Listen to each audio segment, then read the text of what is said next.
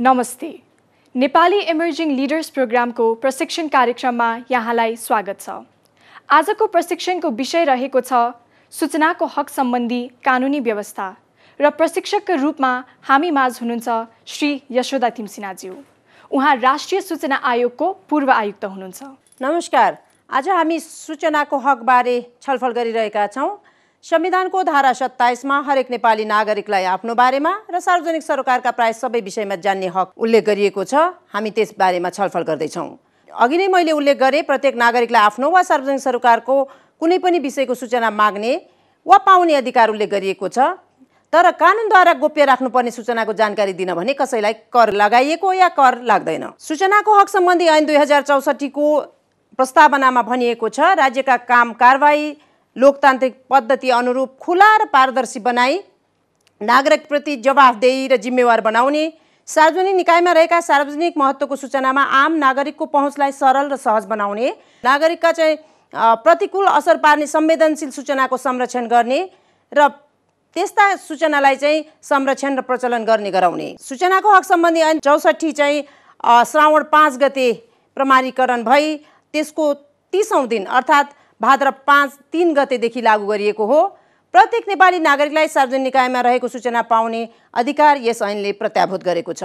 सूचनाको हक सम्बन्धी ऐन 2064 बमोजिम सूचनाको संरक्षण, सम्वर्धन र प्रचलन गर्नको लागि 2065 साल जेठ 22 गते राष्ट्रिय सूचना आयोगको गठन भएको हो। सूचना भन्नाले के हो भनेर कानुनमा स्पष्ट उल्लेख गरिएको छ।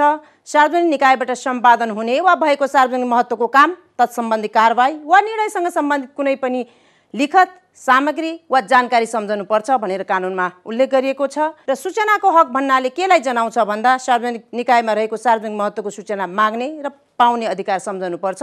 सो निकायको काम कारबाहीको अध्ययन, अवलोकन र त्यस्तो लिखतको प्रमाणित प्रतिलिपि प्राप्त गर्ने अधिकार पनि त्यसमा उल्लेख गरिएको छ। यसै गरी कुनै सामग्रीको प्रमाणित नमुना लिने वा कुनै पनि कामको यन्त्रमा राखिएको सूचना त्यस्तो यन्त्र मार्फत प्राप्त गर्ने अधिकार समेतलाई जनाउँछ भनेर कानुनमा उल्लेख गरिएको छ। राष्ट्रिय सूचना आयोगको व्यवस्थामा व्यवस्थापिका संसदको सभामुखको अध्यक्षतामा सिफारिस समिति बन्छ र त्यसमा प्रमुख सूचना आयुक्त र आयुक्त 2 जना रहने व्यवस्था छ। पदावधि 5 वर्ष हुन्छ। पदबाट हटाउन सक्ने व्यवस्था छ र वार्षिक प्रतिवेदन प्रधानमन्त्री मार्फत व्यवस्थापिका संसदमा प्रस्तुत हुन्छ। मूलतः हामीले जान्नुपर्ने कुरा के हो भन्दा सार्वजनिक निकाय भनेको के हो भन्ने कुरा जान्नु जरुरी छ। कानुनले सार्वजनिक निकाय भन्नाले संविधान अन्तर्गतका निकायहरू, ऐनद्वारा स्थापित निकायहरू, नेपाल सरकारद्वारा गठित सार्वजनिक निकायहरू, कानुनद्वारा स्थापित सार्वजनिक सेवा प्रदायक सङ्गठित संस्था वा प्रतिष्ठान समेतलाई जनाउँछ भनिएको छ। उल्लेखित सबै सङ्घ संस्थाले सूचनाको हक बमोजिम सूचना प्रकाशन र प्रसारण गर्नुपर्छ र नेपाल सरकार वा कानुनद्वारा स्थापित निकायले कुनै सम्झौता गरी गठन गरेको सङ्गठित संस्था, प्रत्यक्ष वा अप्रत्यक्ष रूपमा नेपाल सरकार वा विदेशी राष्ट्रबाट सहयोग लिने सङ्घ संस्थाहरू जसमा चाहिँ अन्तर्राष्ट्रिय सङ्घ संस्था पनि पर्छन् र गैर सरकारी सङ्घ संस्थाहरू पनि पर्छन्। नेपाल सरकारले राजपत्रमा सूचना प्रकाशन गरेर सार्वजनिक गरेर तोकेका अन्य निकाय वा संस्था पनि यो कानुन अन्तर्गत समेटिएका छन्। आयोगको काम कर्तव्य के हो भन्ने कुरामा धेरैलाई अझै पनि आयोग स्थापना भएको 13 वर्ष पुगिसक्दा पनि अझै पनि केही आयोगले गर्ने काम कर्तव्य र अधिकारबारे आम नागरिक तहमा अलिकति कन्फ्युजन छ जस्तो मलाई लाग्छ।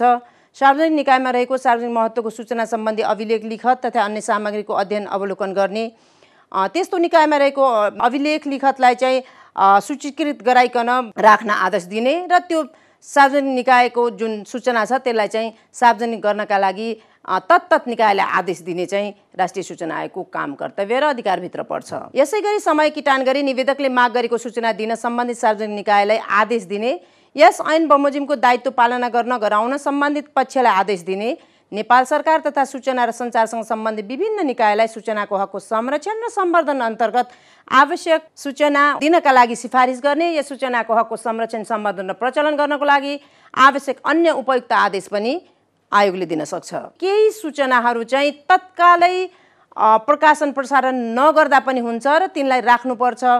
सार्वजनिक निकायलाई के भ्रम छ भने ती सूचनाहरू चाहिँ सूर्य चन्द्र पृथ्वी रहेसम्म सधैँभरि ती सूचना दिन पर्दैन भन्ने किसिमको भ्रम छ, तर त्यो होइन।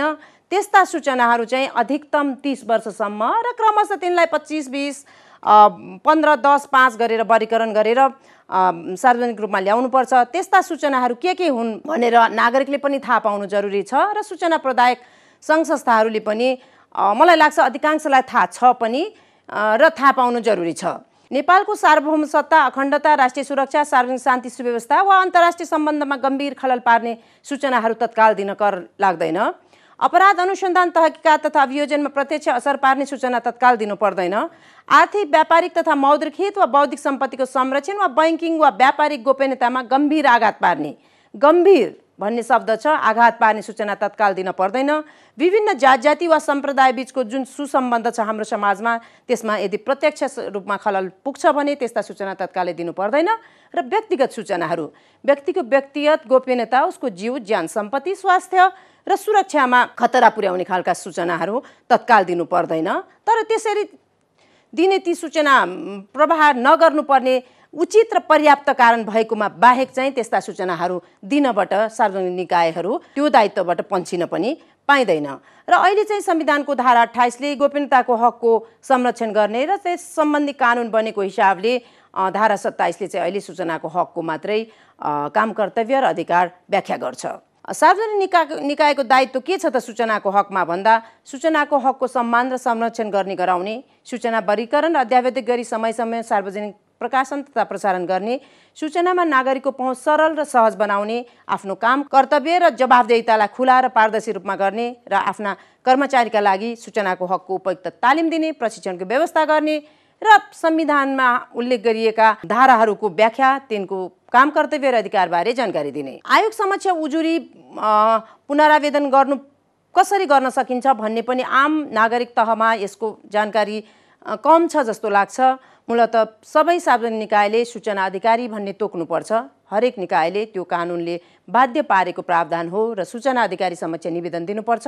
तत्काल वा 15 दिनभित्र सूचना पाउनुपर्छ र जीव ज्यानसँग सम्बन्धित सूचना त 24 घण्टाभित्र नै पाउने कानुनी प्रावधान छ। सूचना नदिएमा सूचना अधिकारीका विरुद्ध कार्यालय प्रमुख समक्ष 7 दिनमा उजुरी गर्ने, कार्यालय प्रमुखले पनि 7 दिनमा सूचना उपलब्ध गराएनन् भने 35 दिनभित्र कार्यालय प्रमुखका विरुद्ध राष्ट्रिय सूचना आयोगमा पुनरावेदन दिने र आयोगले पुनरावेदन परेको 60 दिनभित्र पुनरावेदन सम्बन्धमा फरफराक गरिकन आवश्यक कारबाहीको लागि चाहिँ अन्तिम निर्णय सुनाउने कानुनी प्रावधान छ।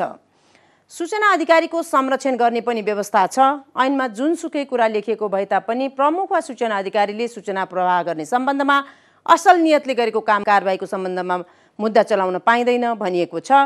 र यसरी चाहिँ 35 दिनभित्र प्रमुख वा सूचना अधिकारीले पुनरावेदन मलाई अन्याय भयो भनेर फेरि पुनरावेदन गर्न सक्ने व्यवस्था छ। कानुन बमोजिम सूचना प्रवाह नगरिने सूचना अधिकारीलाई के दण्ड हुन्छ त भन्ने पनि ऐनको दफा 32 र 33 मा उल्लेख गरिएको छ। प्रमुख वा सूचना अधिकारीले मनासिब कारण बिना सूचना नदिएको, दिन इन्कार गरिएको, आंशिक वा गलत सूचना दिएको वा सूचना नष्ट गरेको देखेमा प्रमुख वा सूचना अधिकारीलाई 1000 देखि 25,000 सम्म दण्ड गर्ने कानुनी प्रावधान छ। र विभागीय कारबाहीको लागि लेखी पठाउन पनि सक्छ आयोगले।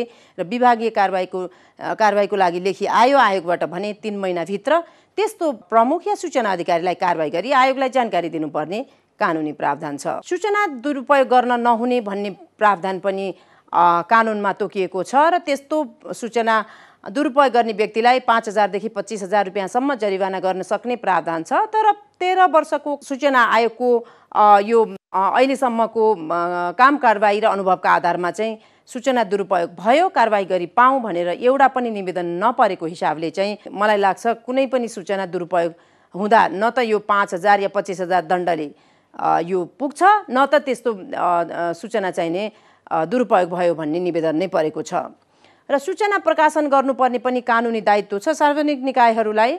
ऐनको दफा 5(3) र नियमको 3 मा उल्लेख भए बमोजिम निम्न विवरण प्रकाशन गर्नुपर्छ भनेर 20 वटा बुदामा कानुनमा उल्लेख गरिएको छ र सबै सार्वजनिक निकायले यस्ता सूचनाहरू चाहिँ सार्वजनिक गर्नुपर्छ।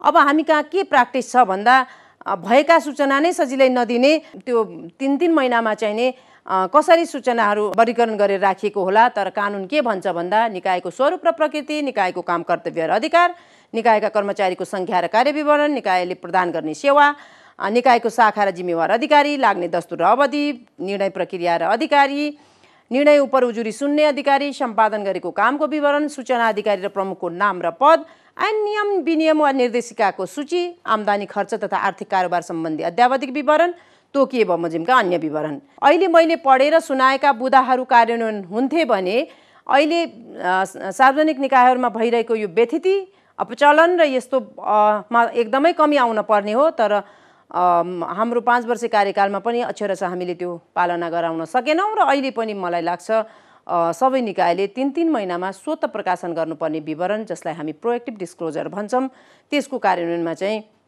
अझै पनि फितलोपन छ। एकातिर कार्यान्वयन गर्ने निकायहरूमा फितलोपन छ भने अर्कातिर नागरिकहरूमा त्यो स्तरको चेतना, त्यता प्रश्न गर्ने शैली र त्यो व्यवहारमा उतारिएकै अवस्था छैन। त्यसो हुँदाखेरि समाजमा भएको व्यथितिलाई बढ्न अझ मद्दत पुगेको छ जस्तो लाग्छ। र हामीले चाहिँ नि आयोगले अधिकार प्रत्यायोजन गर्न सक्ने पनि कानुनमा प्रावधान छ।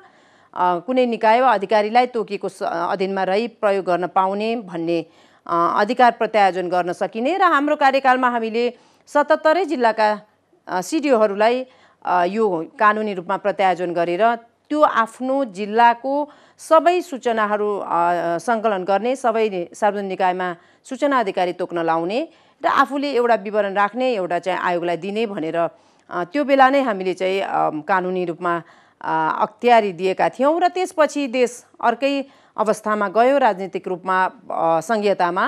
तर अरू कुनै पनि सङ्घ या प्रदेशले सूचनाको हकको कानुन निर्माण नगरेको हिसाबले चाहिँ अहिले पनि सङ्घीय रूपमा जुन यो कानुन छ सूचनाको हकको, यसले नै यो कार्यान्वयन गरिरहेको अवस्था छ। सूचनाको हामीले अघि जुन कुरा गऱ्यौँ कि तत्काल दिन नपर्ने 5 प्रकारका सूचना, ती सूचनाहरूलाई मैले भनेअनुसार 30, 25, 20, 15, 10, 5 वर्षमा वर्गीकरण गर्नका निम्ति कानुनी रूपमा 3 सदस्यीय चाहिँ नेपाल सरकारको मुख्य सचिव, सम्बन्धित मन्त्रालयका सचिव र कार्यालय प्रमुख अध्यक्षले तोकेको सम्बन्धित विषयको विशेषज्ञ रहेको 3 सदस्यीय यो सूचना वर्गीकरण गर्ने समिति रहन्छ। त्यसले चाहिँ 30 वर्ष अवधिसम्म गोप्य राख्न सकिने सूचनाहरूलाई क्रमशः वर्गीकरण गर्छ। तर डाक्टर बाबुराम भट्टराईको पालादेखिको एकपटक उहाँ प्रधानमन्त्री हुँदा सूचनाको हकको कानुन बमोजिम सूचनाहरू वर्गीकरण भएका थिए।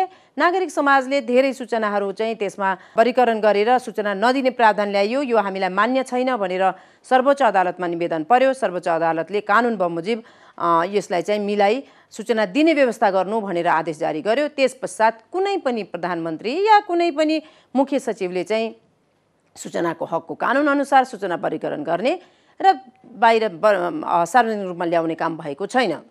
सूचनादाताको संरक्षण गर्ने पनि कानुन छ। भ्रष्टाचार, अनियमितता र प्रचलित कानुन बमोजिम अपराध मानिने सूचना दिनु कर्मचारीको दायित्व हुनेछ। त्यसरी सूचना दिने कर्मचारीलाई चाहिँ आयोगले नै उसको संरक्षण गर्ने, नाम गोप्य राख्ने र उमाथि कारबाही भयो भने कारबाही गर्न हुन्न भनेर आयोग आफैले चाहिँ उसको पक्षमा वकालत गर्ने भन्ने कानुनी प्रावधान छ। व्यक्तिगत सूचना पनि उपलब्ध गराउनुपर्छ। कुनै व्यक्तिले सार्वजनिक निकायमा बहाल रहँदा सार्वजनिक पदसँग सम्बन्धित विषयको सूचना माग गरेमा त्यस्तो सूचना चाहिँ दिनपर्छ। र हाम्रो कार्यकालमा धेरै साथीहरू चाहिँ आफूलाई आफ्नो सरुवा बढुवा या आफूमाथि अन्याय भएको भनेर सूचना माग्न आएको र आफू पदमा रहँदाखेरि दिनुपर्ने सूचना पनि नदिएर हामीले चाहिँ नागरिकको हकको त्यो अधिकारलाई कुण्ठित गरिएछ भनेर अलिकति आफू त्यसमा दुखी भएको, थोरै दिनुपर्ने सूचना दिएनछ भन्ने जस्तो अनुभव पनि हामीसँग साटासाट गर्नुभएको थियो। त्यो हिसाबले व्यक्तिगत सूचना पनि पाइन्छ।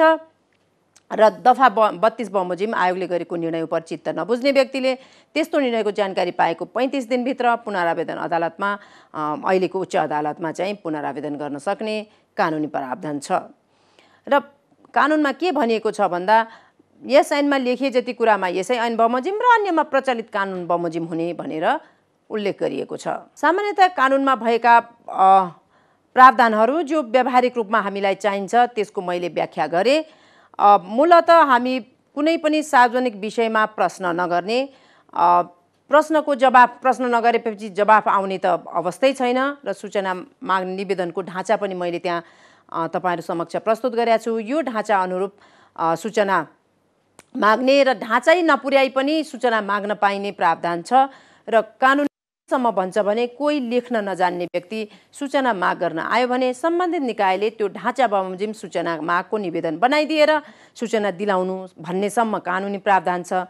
तर हाम्रो चेतना, हाम्रो काम गराई र हामी कहाँ छौँ भन्ने थोर बहुत तपाईँ हामीलाई ज्ञान छ। हामी आफ्नो सरोकार या सामाजिक सरोकारको विषयमा प्रश्न गर्दैनौँ। प्रश्न गरिहाल्यौँ भने पनि सामाजिक सञ्जालमा कि त एउटालाई परै पुर्याउने गरी कि त अर्कोलाई वरै ल्याउने गरी प्रश्न गर्छौँ, जसले कुनै समाधान निकाल्दैन। कानुनी रूपमा हामी चाहिँ अगाडि जाने हो भने कानुनले हामीलाई नागरिकलाई ठुलो यो अधिकार दिएको छ। अब साथीहरूसँग यति सुनिसकेपछि केही जिज्ञासाहरू होलान्। आफ्नो आफ्नो क्षेत्रमा काम गर्दै हुनुहुन्छ युवा लिडर साथीहरू, अलिकति थोरै म तपाईँहरूबाट पनि कुरा सुन्न चाहन्छु। हजुरलाई एउटा प्रश्न सोध्न चाहे, यो सूचना माग्नु पूर्व सूचना माग्ने व्यक्तिले कस्तो कुरामा ध्यान दिनुपर्छ र यो सूचना प्रयोग गर्ने व्यक्तिले चाहिँ ध्यान दिनुपर्ने कुराहरू के हुन सक्छन्? खास यो नागरिकको अधिकार भएर ठुलो कुरा ध्यान दिनुपर्ने म केही पनि देख्दिनँ। म उदाहरण दिन्छु। यदि तपाईँको घर अगाडि सडक बन्दैछ भने सामान्यतया हामी के गर्छौँ भन्दा अब पिच भइरहेको बाटो देखेपछि त मुख छोपेर हिँड्न पर्यो। स्वाभाविक हो, धुलो उडेको ठाउँमा त मुख छोप्नु स्वाभाविक पनि हो। अनि 3 महिनापछि त्यही सडक भत्किन्छ र त्यसले फेरि अघि धुलो थियो, अहिले अब पानी छ्याप्छ, भत्किसक्छ। तर हामी प्रश्न गर्दैनौँ सडक कसले बनायो, ठेकेदार को थियो, बजेट कति थियो, यो सडकको आयु कति हुनुपर्ने थियो, यसमा प्रयोग गरिएका मेटेरियलहरू के थिए, त्यतातिर हामी प्रश्न गर्दैनौँ। प्रश्न गर्ने हाम्रो बानी छैन। जबकि कानुनले के भन्छ भन्दा यी यस्ता प्रश्नको जवाफ तपाईँले पाउनुहुन्छ भनेर कानुनी प्रावधान छ। तपाईँले कुनै ठुलो तयारी गर्न पर्दैन। आफूसँग सरोकार या सार्वजनिक सरोकारसँग तादात्म्यता राख्ने कुनै विषयमा पनि प्रश्न गर्ने तपाईँलाई अधिकार छ, कुनै पनि निकायमा। अहिले जस्तै अब यो कर्णाली प्रदेशमा चाहिँ भौतिक विकटता हैन, दूरदराजमा बसेका मान्छेहरूलाई के छ भन्दा मैले सूचना पाउनुपर्ने अधिकार छ है, मेरो यो अधिकार चाहिँ संविधानमा सुनिश्चित नै गरेको छ भन्ने कुरा चाहिँ धेरै मान्छेहरूलाई जानकारी नै छैन हैन। अब सबभन्दा पहिला त हामीले पब्लिकलाई अवेर गर्यो भनेन, अनि सार्वजनिक संस्थाहरूमा गएर उनीहरूले सूचना लिने हुन्छ। सबभन्दा पहिला यो पब्लिकलाई अवेर गर्नका लागि चाहिँ हाम्रो जस्तै पोलिसी बनाउने कुरामा हैन, जस्तै पब्लिकलाई अवेर गर्ने भन्ने कुराको पोलिसी भन्छ, तर त्यो अवेर कसरी गर्ने भन्ने कुरामा चाहिँ लागि परेको देखिँदैन के म्याम। यो कुरालाई चाहिँ अवेर गर्नका लागि के कस्ता प्रयासहरू भइरहेछ र के कस्ता प्रयासहरू गर्नुपर्छ जस्तो लाग्छ म्याम? अहिले मूलत स्थानीय तहले यसमा काम गर्न सक्छन्, गर्नुपर्छ भन्ने मलाई लाग्छ। र गैर सरकारी संस्थाहरू, यो सूचनाको हकसँग सम्बन्धित अभियन्ताहरू, मिडियाहरू, मूलत हामी त आयोगमा हुँदा भन्थ्यौँ कि दाहिनेतिर चाहिँ अभियन्ताहरू र देब्रेतिर चाहिँ मिडिया राखेर हामी हिँडिरहेका छौँ भनेर। सचेत वर्गले यसबारे प्रश्न गर्ने, जवाफ खोज्ने, अरूलाई प्रश्न गर्न नसिकाउने हो भने यो सम्भव छैन। सुरुमा हामीलाई पनि 3 करोड नेपालीका घर घर गएर तपाईँहरूले चाहिँ सूचनाको हक भन्दिए हुन्थ्यो भन्ने केही साथीहरूको भनाइ थियो, which is not possible। जुन कुरा सम्भव छैन त्यसको पछि लागेर कहीँ पुगिँदैन। र यसको एउटा मैले देखेको सबैभन्दा महत्त्वपूर्ण चाहिँ अहिले यो सूचनाको हकसँग सम्बन्धित अभियन्ताहरू र गैर सरकारी सङ्घ संस्था, मिडियाले यो प्रश्न उठाउनुपर्छ र त्यहाँ चेतना जगाउनुपर्छ। स्थानीय तहले त मैले भने, तर स्थानीय तहसँगै तपाईँसँग पहाडसरी प्रश्नहरू छन्, तपाईँलाई त्यहाँ व्यथिति भइरहेको छ भन्ने लागेको छ, त्यहाँ तपाईँ झलझली देख्दै हुनुहुन्छ भनेपछि उहाँहरूले तपाईँलाई सचेत बनाइकन मलाई प्रश्न गर भनेर सिकाउँछन्, मलाई त्यो पनि लाग्दैन। त्यस मानेमा चाहिँ एउटा त प्रदेशले कानुन ल्याउनु जरुरी छ। सिंहदरबारको हक चाहिँ गाउँ गाउँमा भनेर हामीले भन्यौँ, तर अझै पनि सिंहदरबारलाई नै केन्द्रबिन्दुमा राख्ने र सिंहदरबारतिरै ताक्ने हाम्रो चाहिँ जुन सोच छ त्यसलाई त्याग्नुपर्छ र स्थानीय प्रदेशहरूले कानुन, सूचनाको हकको कानुन ल्याउनुपर्छ, पहिलो कुरा। दोस्रो चाहिँ तपाईँ जस्ता इमर्जिङ लिडरहरू र जसले सूचनाको हकबारे 2 कुरा बुझ्नु भएको छ, तपाईँहरूले अलिकति चाहिँ अभियन्ताको रूपमा यसलाई अगाडि बढाउनुपर्छ। मिडियाहरू यसमा सहायक हुन सक्छन्। सूचना नै पाउने कसरी भन्नेमै अन्योलता छ। त्यसलाई चाहिँ सूचना आयोगले कसरी चाहिँ भनौँ न सर्वसाधारणले एकदम स्थानीय तह, एकदमै तल्लो तहमा चाहिँ त्यो सूचना पुर्याउने खालको कदमहरू चालेको छ, त्यो चाहिँ जान्न पायो भने अझै बढी प्रभावकारी हुन्थ्यो कि हामीलाई। हो, प्रश्न सत्य प्रश्न गर्दा गर्दै पनि यसको जवाफ सत्य छैन। आयोगले स्थानीय तहको तल्लो निकायसम्म पुगेर सूचना कसरी लिने भन्ने कार्यक्रम गर्न, त्यो प्रवाह गर्न या त्यहाँ रिच पुर्याउन अहिले म सजिलो देख्दिनँ। तपाईँलाई बडो सजिलो कायदा म सिकाउँछु। तपाईँका जनप्रतिनिधिहरूलाई प्रश्न गर्न सिक्नुहोस्। पहिला तपाईँका प्रदेशमा जाने मान्यज्यूहरू, सङ्घमा जाने मान्यज्यूहरू र स्थानीय तहका जनप्रतिनिधिहरूलाई के प्रश्न गर्न नभुल्नुहोस् भने चुनावको बेला तपाईँसँग जनाएका प्रतिबद्धता के थिए, के पुरा भए, के हुन सकेनन्, के भए, किन हुन सकेनन्। 5वटा प्रश्न जहिले पनि गर्न नबिर्सनु होला। किन, कसरी, कहिले, कहाँ, कसले। यो कार्यालयहरूमा यो पोलिसी सम्बन्धी कति कुराहरू हुन्छ जुन फलो गरिएको हुँदैन र इन्फर्मेसन माग्न जाँदाखेरि मौखिक कुनै कुरा माग्न गइयो भने यो हामीले दिन मिल्दैन भन्नुहुन्छ। अनि त्यो भन्दाखेरि अनि यो लेखेर दिनुस् न भन्दाखेरि त्यो पनि मिल्दैन भनेर इन्टिमिडेटिङ एउटा इन्भाइरोमेन्ट क्रिएट हुन्छ। अब त्यस्तो बेलामा आरटिआईको के महत्त्व हुन जान्छ? त्यहाँ चाहिँ हामीले के गरेका छौँ भन्नुहुन्छ भने प्रमुख जिल्ला अधिकारीलाई यो अख्तियारी दिएको छ। प्रमुख जिल्ला अधिकारी कहाँ गएर मैले फलानु निकायबाट सूचना लिन खोजेको, लिन सकिनँ, उहाँले मेरो निवेदन पनि लिन मान्नु भएन भनेर कि त त्यहाँ जानकारी गराउने कि त आयोगलाई लेखी पठाउने। सूचना माग गर्दाखेरि लिखित रूपमा निवेदन पनि लिएन, लिखित रूपमा जवाब पनि दिएन भनेर आयोगलाई तपाईँले चाहिँ यति मितिमा मैले यो पठाएको भनेर त्यसको चाहिँ फोटोकपी आफूले माग गरेको सूचनाको निवेदन सहितको के सूचना मागेको हो त्यो निवेदन सहितको ढाँचा चाहिँ आयोगलाई पठाउनु भयो भने आयोगले त्यहाँ प्रश्न गरिदिन्छ। इन्फर्मेसन चाहिँ जसले माग्नुपर्ने मान्छे त्यहाँ कहिले नपुगिरहेको, अनि इन्फर्मेसन पाए पनि त्यो राइट इन्फर्मेसन चाहिँ त्यो जसले खोजिरहेको त्यो कुरा नआउने क्या, बिचमै ग्याप हुने त्यस्तो। बिइङ अ यङ लिडर तपाईँ आफू सूचना माग्नुहोस्, आफ्नो नजिककालाई माग्न लाउनुहोस्, चिन्जानकालाई, आफ्नो समूहकालाई अथवा आफ्नो उपभोक्ता समिति छ भने त्यहाँबाट आफू चाहिँ सूचना माग्न र त्यसमा लागिरहन, नहिचकिचाउनुहोस्, अल्छी नगर्नुहोस्। बाँकी अरूले सूचना मागेर त नोक्सानी के छ र? त्यही भित्र पनि खान पाउने र नपाउने ग्रुप छ भने नपाउनेले माग्यो भने पनि सूचना त बाहिर आउने हो। त्यसो हुँदा त्यहाँ त्योभन्दा ठुलो महत्त्वपूर्ण चाहिँ तपाईँसँग सम्बन्धित छ।